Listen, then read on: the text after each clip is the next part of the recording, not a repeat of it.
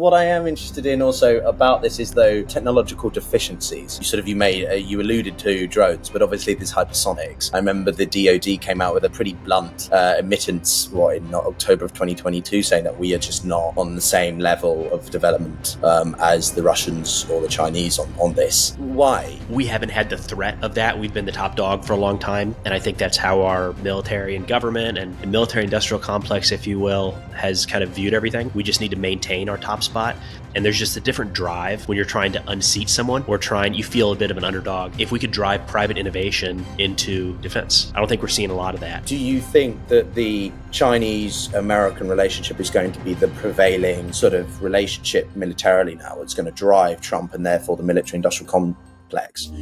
This is The Global Gambit. How you going, everybody? I am coming to you from a different background. Yes, this time I'm not in Buenos Aires. I'm not somewhere else. I'm in Argentina, but in a place called Porto Guzul, which is actually quite interesting because it was the place where the Triple War Alliance happened, and Paraguay actually lost a huge amount of territory. Quite a lot of historical facts there. But anyway, that being aside, we're here to talk about conflict, and we're here to look at sort of the situation in a military and warfare sense.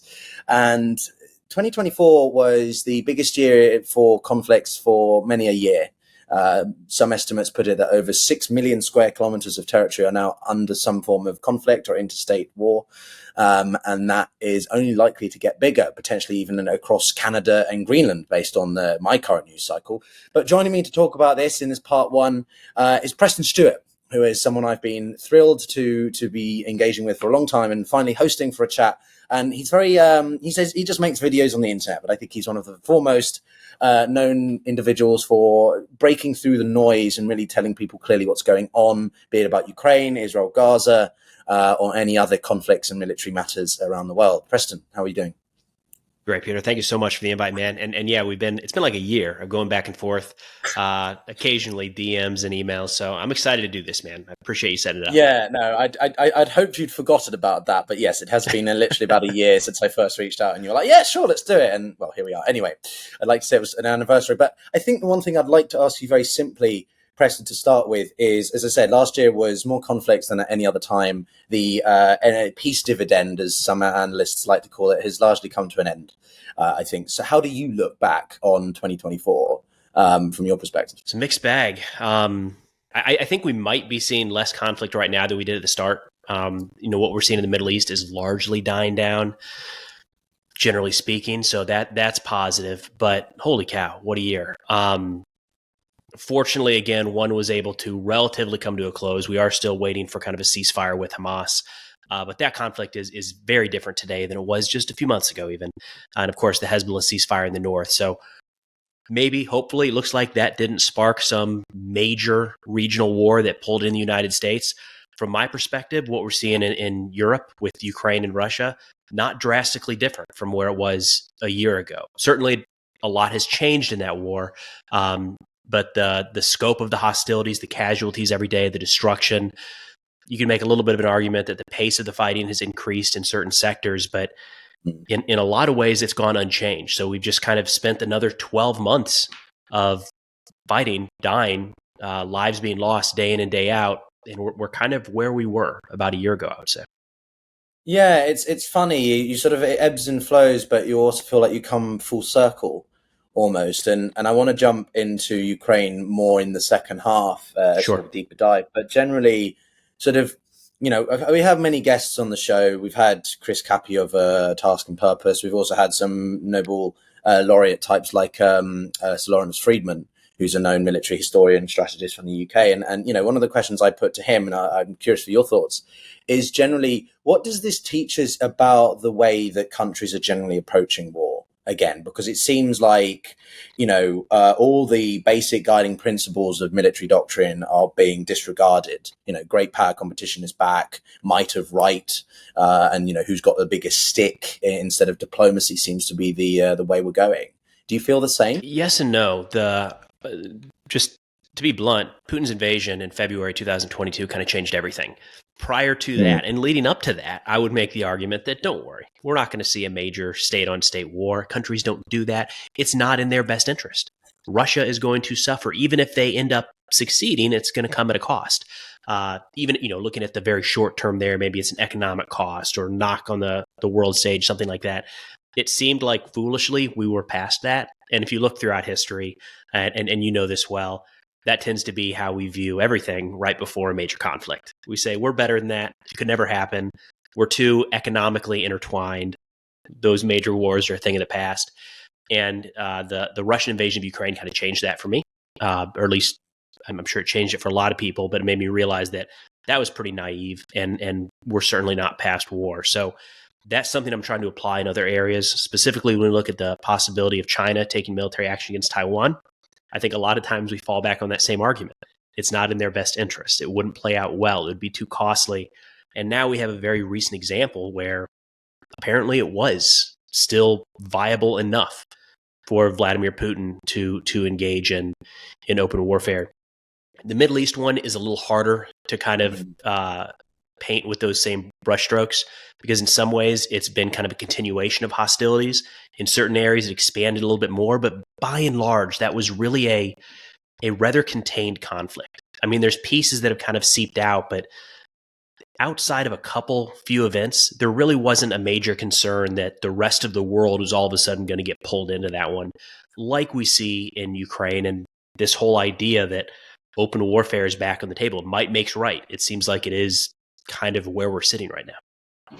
And what does that to you do for the international law perspective, right? I appreciate you might not be a lawyer, but there have been a guiding set of basic principles, territorial integrity, sovereignty, all these sorts of things have been completely sort of rendered almost redundant, right? The rule of law and sort of the UN or sort of the arbitrating of peace just doesn't seem to exist. It makes me just question sort of whether or not we're going to see a complete sort of ripping up, metaphorically and maybe literally, of those sorts of, the UN Geneva Convention or something like that, It's a really good point. We're watching a part of this. Had the debates around should Ukraine be permitted to strike inside of Russia. That is very much a U.S. perspective. If you look at how we've fought wars going back really to World War II, you could even argue that this argument was taking place during Korea. But we're going to fight the war against a set adversary in a set battle space.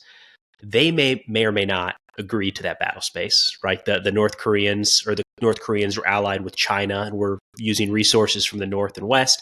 In Vietnam, you had them using Laos and Cambodia. In Iraq and Afghanistan, they were using neighboring countries to stage their attacks out of and house their headquarters. And we just kind of said, we're not going to do that. We're going to fight in this closed area. And it's essentially putting a set of handcuffs on ourselves. And I think the idea there is this kind of world-based order, is we're not at war with Pakistan, even though Al-Qaeda and the Taliban leadership are holed up there. We're at war with the Taliban in Afghanistan. So it's like trying to play by this set of rules. And I'm wondering, which is kind of what you're hitting on here, is are we seeing the end of that?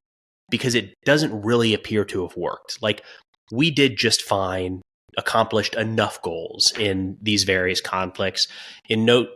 I know folks like to argue that the United States lost these wars. I would say if we're losing war after war, we're doing pretty good because we're not under any significant threat here in the United States, but certainly not overpowering victories. And I think it's because we're trying to play within those confines.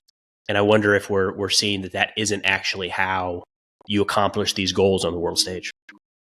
Yeah, I think it makes me. Well, it goes back to what I meant by the peace dividend, because after the Second World War, you had that what some people call the Great Peace, right? Yep. Yes, wars still occurred, but they were much more on a localized scale. The intensification of them was not as high, and between great powers, advanced economies, there wasn't conflict for 50, 60 years, and it largely sort of has abruptly changed in the past couple of years. You can argue about Russia and the US being directly at war or indirectly, but the point is that we have this rocking of the norms. And I think the other thing that's quite interesting, and I'm also curious for your perspective when it comes about non-state actors, is because less and less countries have officially declared war, right? They've just gone in and started doing whatever they felt they needed to do, right? And the idea of classic sort of official declarations of war to legalize it, under international norms or whatever, doesn't seem to happen anymore. We've got conflicts everywhere. Israel's managing all sorts of fronts. We've got Sudan dealing with all sorts of internal crises. We've got the Sahel, which is a cross-border mishmash of different entities, right? Syria was a civil war, but you had how many different webs of actors, right? So, how do you make sense of this in your work to bring in a bit more of what you do? Like, how do you, rationalize it? Well, we've seen a bit of a shift, really. If you think, one of the major headaches we had, the West had in 2014, was figuring out, what are these little green men? How do we handle this? We know they're Russian, but but they say they're not. What do we do there? And that's been the Iranian playbook through their proxy forces, kind of this underhand shadow war that's very hard to deal with. I think the fact that so many of their groups exist today is just a testament of how hard it is to combat that kind of non-state actor. But something changed in the last, I'd say, if you go back to the first Iranian attack on Israel about a year ago or so at this point, maybe a little less, when they overtly launched missiles into Israeli territory, that was kind of the second big step after Russia invaded Ukraine. And we kind of made this jump. It was like, we haven't figured out that non-state actor thing. And all of a sudden the state actors are back in play. So it seems like they're seeing some shift, some ability, some gap to be able to take advantage of. Because to your point, we haven't really seen that in quite a while. Yeah, and I just think that it's this amount of transnationality, if that's a word, of these conflicts. It's so much more fluid these days. And if you told me 10 years ago that Ukraine was going to be a full-fledged conflict and the Middle East effectively was an entire region under strife as well. But what about like economic warfare as well? Because we've got so many more like drones, asymmetrical methods. I know that word could be a little bit overused sometimes, but the modernization of conflict is insane. And we can't seem to keep up with the way that it's changing on the battlefield, right? Yeah, I mean, there's a few pieces to that. One, I think we learned pretty quickly. We've been very quick to sanction people around the world, and that's it can do its damages and it can have its effects. But I think that was humbling in a sense. I know there's people every day talking about the downfall of the Russian economy and how it's just wake up tomorrow, it's going to be tomorrow. They have proven pretty resilient, and I think that's been a big tale for a lot of countries around the world to pay attention to, whether you're on the sanctioning side or the sanctioned side, is that's not a death knell. And if you steel your country against that prior to taking some sort of military action, you can actually survive for a period of time. I mean, your guess is as good as mine right now when the Russian economy will actually feel the full weight and collapse due to these sanctions. Maybe never. But the other big part of that is a lot of these new technologies and a lot of this new stuff that's being utilized in warfare, we're seeing it play out because there's just not an appetite to take those risks and those investments in peacetime. And I think we're still seeing that in the United States. I talked to a good friend yesterday, still in the U.S. Army, and he vented for about 15 minutes about how the U.S. is so far behind in the drone warfare game. He said, how the hell are we supposed to practice this stuff? Like, how do you know how hard it is to fly drones just anywhere in the United States, and now put it over a military facility and try to get one drone to knock down another that's of a different size? Like, it's costly. It's incredibly restrictive bureaucratically. So these new technologies are happening, and they're coming about so fast in the war zone where the Ukrainian soldier, the Russian soldier, they can tinker with this stuff all day, every day because it's life or death, and they have to. And they've got some of their best minds working on the ways to, in a lot of cases, better ways to kill the bad guy. In some cases, better ways to keep the good guys alive. We just don't have that drive right now, and it's kind of concerning. I wonder how much of that applies to the rest of the world as well. I'm not as in touch with European militaries. No, well that's actually something. I've got two sort of related questions to this theme, which is one: do you not think the West has maybe overplayed its hand a little bit? Not necessarily in a conventional military sense, but the overutilization of, say, the dollar as a weapon of war, right? Economic warfare. We have seen to, I think, leveraged it a little bit too much to the point where you've got countries banding together to try to, protect themselves against the impacts of that. And by extension, that means that they begin to deepen relations in other areas, be it military or technological exchanges. Do you think that the West or the United States specifically has over-leveraged certain aspects? Well, I'm not an economist, so got at risk of sounding too awful stupid here. I think we probably I mean more as part of like economic warfare, not purely just economics. Sure. I mean Yeah. like as part of the economic military toolkit, if you know what I mean. Of course, yeah. And I think we've fallen victim to viewing economic sanctions and economic warfare as one of the steps you have to take instead of a tool in a toolkit. So what I mean by that is it seems like sanctions are always the first place we go for anything, right? Be it kinetic or non-kinetic action. We're like, let's just throw some sanctions and see what happens. And in some cases, it does the trick and it works and it achieves the desired result. And in other cases, it's not going to do it clearly, as we're seeing right now. So I think we're viewing it too much as like we have to do that instead of in the right time at the right place. It could work, if that makes sense. No, it does. When I was doing my master's at SAIS, Johns Hopkins, in DC, like the way they sort of one professor told me very bluntly was that you've got diplomacy, right? You've got peaceful engagement, you've got full blown hard power. And so there's a middle ground, which is sort of, it's coercive, but it's not a military escalation. It's economic warfare. But that means it doesn't leave much room for much else. So like, is there more sort of ways that the US could leverage limited military options as a way to try to discourage adversaries from behaving in nefarious ways without full scale, weapons of blah, blah, blah? Yeah. I mean, there's unlimited options here, right? It's a matter of what theater we're looking at. In certain areas, it could be more resources on the ground. Say it's in portions of Syria, for instance. Okay. We could put more boots on the ground to try to intercept more munitions that are fired overhead, or more training for, in that case, maybe the SDF. It could be putting more THAAD batteries in Israel manned with U.S. troops. It could be moving another. At the beginning, just after October 7th, we moved another carrier strike group into the Mediterranean.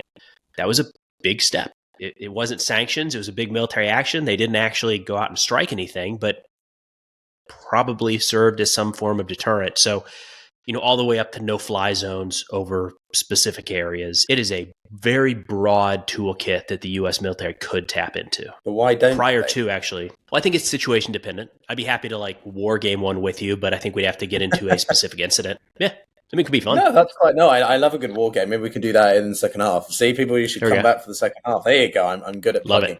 Love it. No, I think what I am interested in also about this is, though, the technological deficiencies. You alluded to drones, but obviously there's hypersonics. I remember the DoD came out with a pretty blunt admittance, in October of 2022, saying that we are just not on the same level of development as the Russians or the Chinese on this. Why? And also, where can the US, make up or excel ahead of the Chinese, the Russians, the Iranians, the North Koreans, whoever? Yeah, this is an optimistic take on my part. I would like to see us play out in this way, but there's no indications we're going to. We haven't had the threat of that. We've been the top dog for a long time. And I think that's how our military and government and military industrial complex, if you will, has kind of viewed everything. We just need to maintain our top spot. And there's just a different drive when you're trying to unseat someone or you feel a bit of an underdog. I think there's more incentive to, just like with a business, right? The top business generally doesn't have the same drive as the startups trying to unseat them. So I think it's, to a degree, as simple as that. There's just been more resources plugged in some other countries. Now, I know that technology gap there, especially when it comes to hypersonics, is up for debate. Like what the Houthis say they fire a hypersonic every other day, and there's no indications that it's actually hypersonic, right? So, yeah. So there is some debate with the technical aspects of that, but either way, it does seem like other countries are prioritizing certain aspects of warfare over the United States. My gut, what I would like to see happen is if we could drive private innovation into defense. I don't think we're seeing a lot of that. And a lot of the challenges there are within the defense community itself. It is so hard. I have a good friend is a test pilot for ground attack aircraft, a company called Textron. They were trying to come out with the new A-10. So the A-10, the famous, main gun is huge and it's old. Yeah. They were trying to replace that. Yeah, they were trying to replace that. They've been talking about replacing it for years. And his company built out a prototype, but for the DoD to buy it, they don't just want a piece of paper. You need to put pilots in the aircraft, fly it around, engage targets, show us how to work, and maybe we'll buy it. It cost them who knows, tens of millions of dollars to prototype and build this thing out. And then the DoD said, actually, we're good. We're not going to buy it. Companies don't have that kind of money to invest in some new innovation like that just goes nowhere. Like maybe they'll sell it to some other random country. But no, if you and I were to get together and say, we're going to start a new defense company, we couldn't compete with that at all.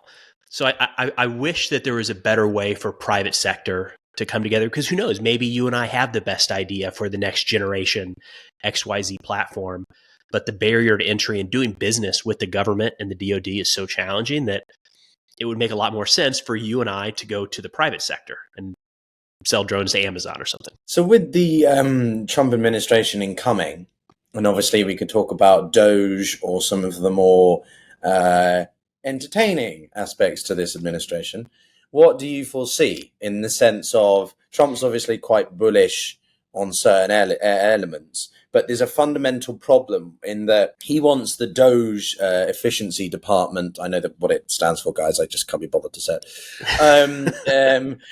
He wants them to cut expenditure by, a few trillions, right? But one of the biggest, I can't remember the terms of the two ways that it's split down, but basically the DoD and the sustainment of the overarching US presence across areas. Of course, you might see a reduction of certain troop numbers in certain areas, but overall, the maintenance of that will require that you cannot, and I think it's illegal under the Constitution anyway, also across it's been made illegal, that you can't reduce too much military expenditure in certain areas, right? And at the same time, whilst Trump wants to cut overall, whatever budgetary sizes in the deficit, he also wants to increase spending to the military.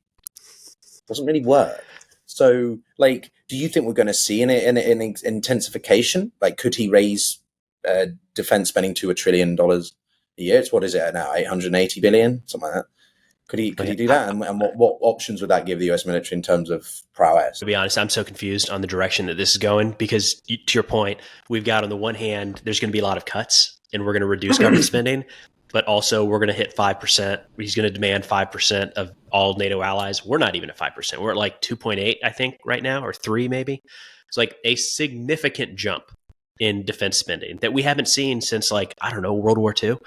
I don't know which of those to believe. I don't know how much of each of those to believe. My gut says that we will probably see an increase in defense spending. I just think that we saw a fair amount of increases under the Trump first presidency. So I wouldn't be shocked if we see that again. But it's at the point right now where you can grab whichever piece you want and argue for or against, because it does seem like there's sound bites coming from every direction. What do you think? What's your take? Yeah, in whether or not he can cut or what I think he wants to do. Well, the defense piece specifically, because you're hearing both sides. Which direction do you think Trump is going to go in terms of defense spending here in the U.S.? Right. Well, look, there was a really good article which I read a few weeks back, and it made me very clear understanding of how the U.S. government system works, spending, and there are certain elements to the U.S. budget which cannot be cut or cannot be reduced beyond a certain amount because they are compulsory. They are discretionary or whatever the opposite is, right? I can't remember. I'm not an American. I don't think Trump's going to cut spending of defense at all. With what he's now saying, and he sounds more serious than he did in his first term about Greenland and military force. I can't believe we are, in the past 2 days, literally talking Canadians and the Danish, but the head of the EU and the French Prime Minister or Foreign Minister has come out and said, we will defend Greenland if the US tries to use military force to take it. What's happening right now? The more to your point, I just don't think Trump's going to cut. So no, I think what they're going to do is put on the facade that they've made significant budgetary cuts. They've streamlined government, but if you actually look at the numbers and the direction of financial flows and assets, it's just going to be a rewiring, right? Much like he did with NAFTA and called it, US, whatever it was. I just think it's going to be a rebrand, and it's not going to change much at all. Don't forget that Doge is also not an actual official government body. It's going to be what they call a liaison committee or something, which basically means it has no legal binding influence whatsoever. Trump's not stupid in the sense that he doesn't want Musk to get anywhere near actual ability to govern US regulation and laws. So, no, I don't think defense spending is going to go down at all. I do think it's going to go up to $1 trillion because, very crudely put, but I think Trump's foreign policy is China. Ukraine and Russia is annoying. He wants that to be maybe not finished, but severely, sorted out enough, simplified. He doesn't give a shit about the Palestinians or the situation in the Middle East, really. He's just going to give Netanyahu the green light to largely do whatever he wants. And as long as he can secure some kind of, I think, Abraham version 2.0, as in Saudi Arabia and Israel, I think that's what he wants as a sort of crowning achievement of his second administration, possibly recognition of Syria to Israel, these sorts of things. And all of this is because his main focus is China and Taiwan and economic, constrainment and so on. So I think that, yes, because of that reason, he's going to go hard on China, and therefore that's going to mean military expenditure going up. Do you disagree? Yeah, no, you hit a really good point there. The Doge piece it's not, we always think about cutting, but a big part of that is efficiency, right? And efficiency, we can move some things around and make it more efficient pretty easily. So, big picture, maybe they take the funds from an aircraft carrier and to say, we're going to put this into FPV style drones. Now the military is more efficient. It's no less spending. It's just reallocating those funds in a different direction. Yeah, I mean, that's the other point. When people are talking about Ukraine or Russia, like, this is not just money that the US is throwing to the Ukrainians. It is military assets, which by default benefits the US economy because it feeds back into production, labor, human capital, knowledge gathering. Innovation. So yeah, it depends whether Trump will continue to do it in that way. But the Biden and Trump administrations have been pretty consistent in terms of upping military expenditure, right? There hasn't been a massive reduction under Biden. Right. And particularly when it comes to China, I'm quite curious for the sort of, as we maybe begin to shift into part two, but like, do you think that the Chinese-American relationship is going to be the prevailing sort of relationship militarily now? It's going to drive Trump and therefore the military-industrial complex? Because in my mind, it is. It's going to be huge how those two interact, and therefore where the US decides to prioritize its military and defense focuses. That wouldn't be surprising at all. And when you talk about that shift, a lot of what I think is partnerships in the region. So an increase, we can't fight a war with China one-on-one unless we've got the support of our allies in the region, just based off of the distances that it takes to travel from the United States across the Pacific. So we need those partners there. And we have a lot of great partners from South Korea to Japan, Philippines, Australia, New Zealand. And I wouldn't be shocked at all to see an increase in those partnerships. So maybe it's longer term stays at some of their bases, maybe increased military sales and equipment to even Taiwan and others. But I think that's very much on brand. But you said it earlier, and I wonder, I think in a perfect world, that's the direction that Trump and this new administration wants to go, wants to focus on China because of the economic impact. Not so much because of a military threat, but because of the economic impact of the United States. And I wonder how they're going to do that with everything that's still going on in Ukraine. Like, because you can't just wash it away, No, and I to take a step back, because it reminded me of something else I wanted to sort of put to you, which is that the Biden administration, for what it's worth, whether you like Biden or not, but he has been instrumental in deepening strategic partnerships and alliances, right? And the one that comes to mind first is AUKUS, obviously the nuclear capable, as in powered, not, they say, Australian submarines with the British. But also the rapprochement attempt between the South Koreans and the Japanese, right? This trilateral summit that they had, I think, last year in Camp David. Very instrumental illustration of the US really trying to come together and through alliance building and relationship building, deepen the sort of deterrence and defense against, prospective sort of Chinese belligerents. But do you not worry that because Trump's so much about transactionalism, that this could actually be, yes, he wants to spend more on defense. Yes, he wants to increase US influence against China. But at the same time, he wants to do it in a way that only benefits America. And therefore, it's going to be potentially detrimental because he snubs allies and partners in the region. I see the potential where that could go, but I'd have to wait to see how it actually looks. Because I'm hopeful that in some of these cases, especially looking to the Pacific, if there's a deal that benefits the United States, that should also, in a way, be able to benefit our partners there. If it's something overtly, throwing the Philippines under the bus and handing over the South China Sea to China, then that's a different story. But I'm hopeful. We'll have to see what the terms look like and what deals look like. But I think there is a way to do something that benefits the United States that also assists our allies, I guess I'll say. I guess I'm just worried about because Biden's very much about multilateralist approaches versus Trump, which is much more from a unilateral nationalistic kind of perspective, that he might sell out some allies if it means the US comes off, relatively better. But anyway, I agree. That's the end of part 1, guys. We'll see you in part 2.